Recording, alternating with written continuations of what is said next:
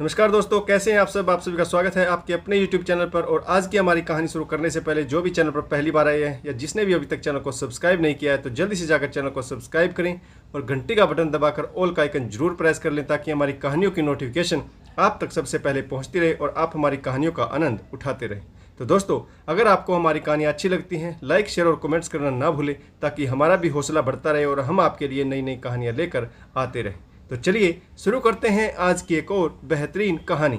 Mobile पर मीरा से वैभव ने कहा, मैं तुम्हें लेने आ रहा हूँ। बिना किसी पूर्व सूचना के आ रहे, जरूर कोई खास बात होगी। यही सोचकर मीरा ने डॉक्टर स्वाति को अपने कैबिन में बुलाकर बाकी मरीजों को उसके हवाले किया और खुद नीचे कॉरिडोर में पहुंच गई।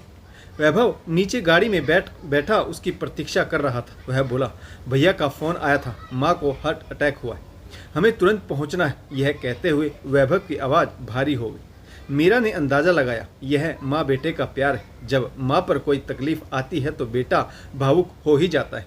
मीरा जल्दी से गाड़ी में बैठी, उसकी आंखें भी नम हो गई थी। मीरा अपने पति वैभव के साथ दूसरे शहर में पिछले 3 वर्षों से रह रही। सास को हार्ट अटैक आया है, इस खबर का उसे दुख भी था, लेकिन आंखों की नमी के पीछे 3 वर्ष पुराना वह मंजर सजीव हो उठा जब शादी के अगले दिन ही सास सरस्वती जी ने मीरा के पीहर से आए दहेज को लेकर बेहुदा नुमाइश की थी। मीरा की जेठानी के पिता का सूरत में कपड़ों का बड़ा व्यापार है, इसीलिए जेठानी दहेज में हीरे जवाहरात के साथ साथ लाखों की नकदी भी लाई थी। लेकिन मीरा पढ़ी लिखी थी, परंतु दहेज में ऐसा कुछ खास दिखाने लायक नहीं था। मीरा के पिताजी ने अपनी मेहनत की कमाई से बेटी को डॉक्टर बनाया था, लेकिन दहेज में देने के लिए उनके पास ज़्यादा कुछ नहीं था। दहेज में मिले सामान को दिखाते हुए उस समय सास ने कहा था, दान दहेज चाहे ना देते, परंतु बारात की आवभगत तो सही तरीके से करते। मेरी बड़ी बहू के पियर को देखो, जब मैं बड़े बेटे को ब्याहने गई थी तो इसके पिता ने चांदी के बर्तनों में भोजन परोसा था। तभी जेठानी आगे बढ़कर बोली, मीरा पढ़ी लिखी है, इस आधार पर देवर जी ने चयन अच्छा किया था, लेकिन छोटे घर से आई, पता नहीं हमारे घर में तालमेल बना भी पाएगी या नहीं। जेठानी ने ऐसा कहकर लंबी सांस ली थी। मीरा के ससुराल में सिर्फ वैभव ही ऐसा था जिसने इंजीनियरिंग तक की शिक्षा प्राप्त की थी।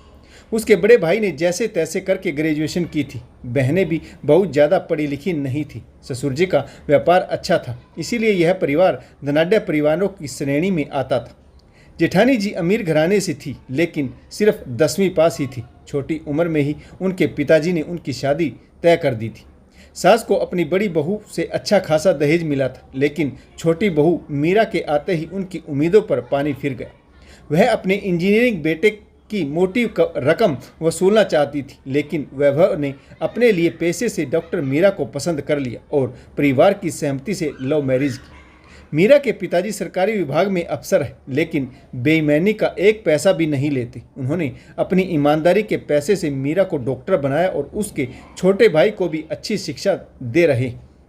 फिर भी उन्होंने अपनी बेटी को खाली हाथ विदा नहीं किया था। जैसी उनकी हैसियत थी उससे बढ़कर ही दिया था। मीरा की सास पहले से ही गुस्से में थी। रही सही आग में घी डालने का काम कुछ औरतों ने कर दिया। थोड़े दिन बाद देखना, सरस्वती बहन तुम्हारे सिर पर चढ़कर बोलेगी, पढ़ी लिखी है, ऊपर से नौकरी भी करती है। सरस्वती, तुम बहू को अपने कंट्रोल में नहीं रख पाओगी। देख लेना, जल्दी ही तुम्हारा सिंहासन हिला देगी। सुहागरात को फूलों से महक रहे कमरे में रोशनी मखमली चादर पर वैभव के पास लेटी मीरा गीली साड़ी की तरह सुलग रही थी। यह सच है कि वैभव ने मीरा से प्रेम विवाह किया था, परंतु विवाह का प्रस्ताव वैभव की ओर से आया था। बड़ी विचित्र परिस्थितियों में दोनों की भेंट हुई थी। मीरा अस्पताल में इंटर्नशिप कर रही थी। वैभव को इस अस्पताल में मेंटेनेंस का चार्ज मिला हुआ था। दोनों की भेंट काफ़ी हाउस में हुई थी। धीरे धीरे दोनों एक दूसरे के प्रति आकर्षित हुए और कब प्रेम के अंकुर फूटे पुष्पित हुए पता ही नहीं चला। सासुमा को जिस दिन इस प्रेम कहानी के बारे में पता चला था, उन्होंने हंगामा खड़ा कर दिया था। धन दौलत मोटर गाड़ी के रंग में रंगी सासुमा को मीरा जरा भी पसंद नहीं आई थी। एक तो विजातीय पढ़ी लिखी डॉक्टर और घराना कुछ खास नहीं। मीरा भी बार बार वैभव से यही दोहराती थी कि मैं एक मध्यम वर्गीय परिवार की साधारण लड़की हूँ, तुम्हारे संभ्रांत परिवार की कसौटी पर कैसे खरी उतर पाऊंगी। परंतु उस समय वैभव ने यही कहा था, मेरा लगाव तुमसे मानसिक स्तर पर है, रुपया पैसा तो हाथ का मैल है मीरा। मैंने तुम्हारे रूप लावण्य से नहीं बल्कि शिक्षा, संस्कार और गुणों से प्रेम किया है। तुम ही सही मायने में मेरी जीवन संगनी साबित हो सकती हो, ऐसा मेरा विश्वास है। सासू माँ ने लाख ताने सुनाए, परंतु वैभव टस से मस नहीं हुआ था और उसने मीरा से ही विवाह करने की ठान ली थी। ऐसे में सास को बेमन हथियार डालने पड़े। मीरा को आज भी याद है, ब्याह का दूसरा दिन पग फेरे की रस्म पूरी करने के लिए उसका भाई उसे लेने आया था। सासू माँ ने एक नज़र फल और मिठाई के टोकरे पर डालकर दूसरी तरफ मुंह फेर लिया था। फिर चिढ़कर बोली थी, यह सब क्यों भिजवा दिया समधन जी ने। फिर उन्होंने टोकरी से कुछ फल और थोड़ी सी मिठाई निकाली और अलमीरा से एक सस्ती सी कमीज निकालकर मीरा के भाई की गोद में रख दी।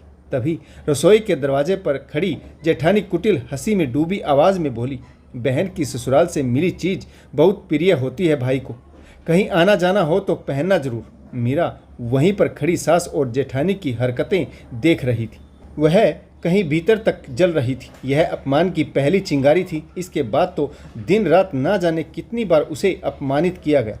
विवाह को कुछ दिन ही हुए थे। वैभव और मीरा देर रात हनीमून से लौटे थे। सफ़र की थकान की वजह से पता ही नहीं चला कि कल कब सुबह हो गई। किसी ने जोर से दरवाज़ा खटखटाया। अस्त व्यस्त सी उठी मीरा ने दरवाज़ा खोला तो सामने सास खड़ी थी। उनकी आंखें क्रोध बरसा रही थी। एक नज़र मीरा पर डालकर वैभव की तरफ देखकर बरसने लगी। पूरा दिन बहू की गोद में ही बैठा रहेगा, अब यह यहीं रहेगी, कहीं नहीं जाएगी। जब चाहे इसकी गोद में बैठ लेना, परंतु इससे कहे कि थोड़ा बहुत गृहस्थी का बोझ भी संभाले। सासू माँ आंधी की तरह आई और तूफान की तरह निकल गई। मीरा संकोचवश उन्हें देखती रह गई। पत्नी की उदासी भांपते हुए वैभव ने बात को हल्की करने का प्रयास किया। मीरा, तुम चिंता मत करो। कई बार ऐसा होता है कि माँ किसी और का गुस्सा कहीं और निकाल देती। देखना, थोड़ी देर में ही माँ नॉर्मल हो जाएगी। सुबह सुबह मीरा रसोई में चली गई, पर कभी दूध का गिलास, कभी फ्रूट, कभी जूस, कभी शहद, बादाम की कटोरे लिए आगे पीछे घूमती अपनी माँ का चेहरा उसके सामने घूम रहा था। उसकी आंखें नम हो गई। सब्जी कटवाने कोई पास भी नहीं फटका। मीरा ने अकेले ही किचन संभाला। वैभव पहले ही बता चुका था कि उसकी बड़ी भाभी अमीर घर से तो है ही, साथ ही बहाने बनाने में भी उन्हें महारत हासिल है। मीरा ने बड़ी ही चुस्ती से पूरी टेबल पकवानों से सजा दी। उस दिन मीरा की ननंद उमा खाने पर आई हुई थी। उन्होंने वापस लौटते समय कहा, मीरा बहुत अच्छा खाना पकाती, पहली बार मायके में पेट भरकर खाना खाया है। आज तक बड़ी भाभी ने तो पानी का गिलास भी ढंग से नहीं दिया। नंद ने प्रशंसा की तो मीरा का दर्द कुछ हल्का हो गया, लेकिन सास उसके मुंह से प्रशंसा का एक बोल भी नहीं फूटा। अगले दिन मीरा के पिताजी ने फ़ोन पर कहा, मीरा बेटी कब से ज्वाइन कर रही हो?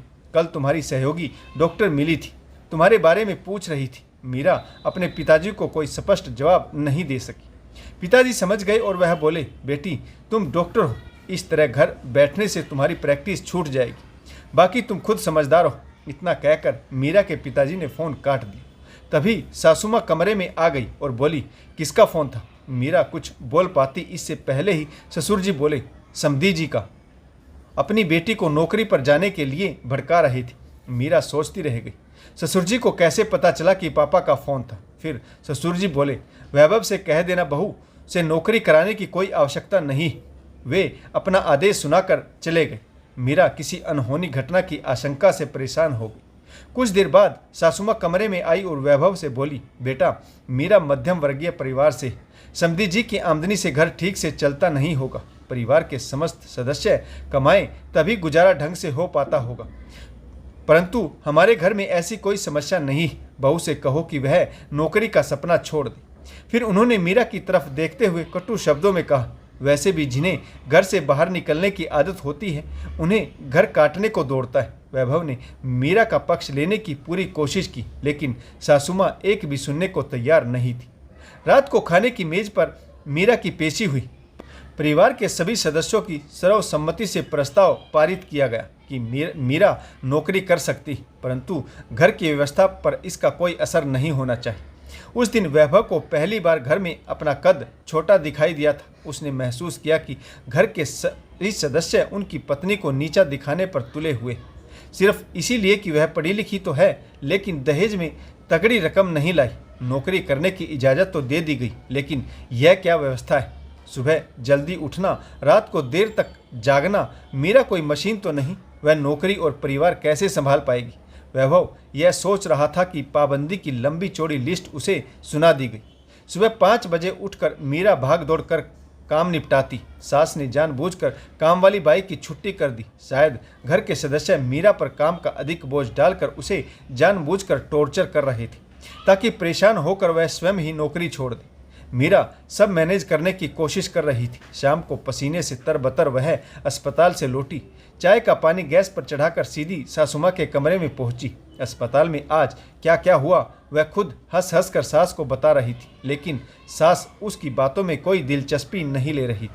मीरा घर बाहर दोनों की जिम्मेदारी बहुत अच्छे से निभा रही थी, लेकिन घर के सभी सदस्य उससे दूरी बनाए हुए थे। फिर वह दिन भी आया जब मीरा गर्भवती हुई। अब मीरा 8 से 5 बजे तक की ड्यूटी करके थक जाती थी। धीरे धीरे उसका स्वास्थ्य गिरने लगा। आंखों के नीचे काले गड्ढे पड़ने लगे। एक दिन वैभव ने माँ से कामवाली के बारे में पूछताछ की तो वह बोली, पुरानी कामवाली बाई अपने गांव लौट गई और किसी नई पर विश्वास करना जरा मुश्किल है। घर में 2 बहुएं और फिर मैं भी तो हूँ, काम आसानी से हो जाता है। वैभव जानता था कि उसकी माँ ने ऐसा जानबूझकर किया है। ऐसे में उसने उससे बहस करना उचित नहीं समझा। वैभव झगड़े से बचना चाहता था, लेकिन इसका नतीजा यह हुआ कि उन दोनों को अपने बच्चे से हाथ धोना पड़ा।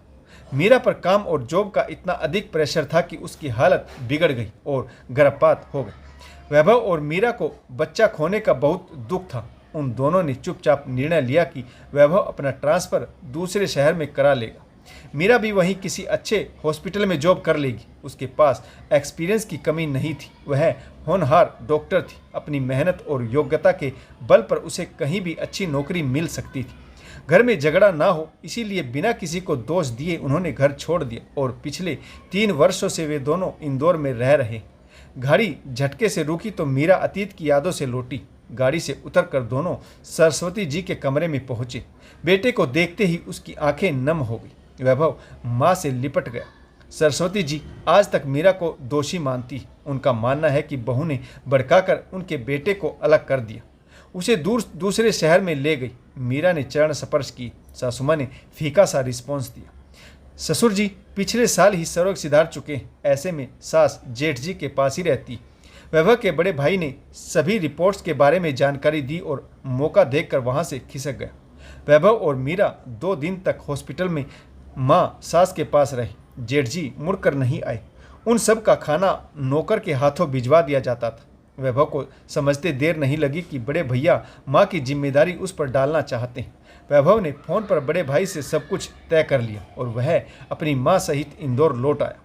अपने बड़े बेटे और बड़ी बहू, जिस पर सरस्वती जी को बहुत गुरूर था कि ऐसी ओछी हरकत देखकर वे उदास हो रहने लगी। आजकल मीरा को सास के व्यवहार में दहाड़ती हुई शेरनी की जगह हताश उदास लाचार बुजुर्ग माँ का चेहरा नजर आ रहा था। सरस्वती जी को अपने किए का पछतावा था। साथ ही वह डर रही थी कि जिस तरह का व्यवहार उन्होंने मीरा के साथ किया था, मीरा उनके साथ बदला लेने की जरूर सोचेगी और उन्हें मान सम्मान नहीं देगी। लेकिन मीरा के संस्कार ऐसे नहीं थे। उसने मन से सास की सेवा की, उन्हें कभी एहसास नहीं होने दिया। उनके आने से मीरा की गृहस्थी में कोई परेशानी भी हो सकती है। वह समय पर काम निपटाती और अपनी जॉब के लिए निकल जाती। कभी किसी काम के लिए सास पर रोक टोक नहीं लगाई। सरस्वती जी समझ गई, आजकल की युवा पीढ़ी न केवल समझदार है बल्कि वह बेफिजूल के पचड़ों में उलझना नहीं चाहती। उन्हें जिंदगी में मेहनत करके आगे बढ़ना होता है। घरेलू सास नंद देवर जेठानी के झगड़े में पड़ने का उनके पास ना तो समय है और ना ही शक्ति।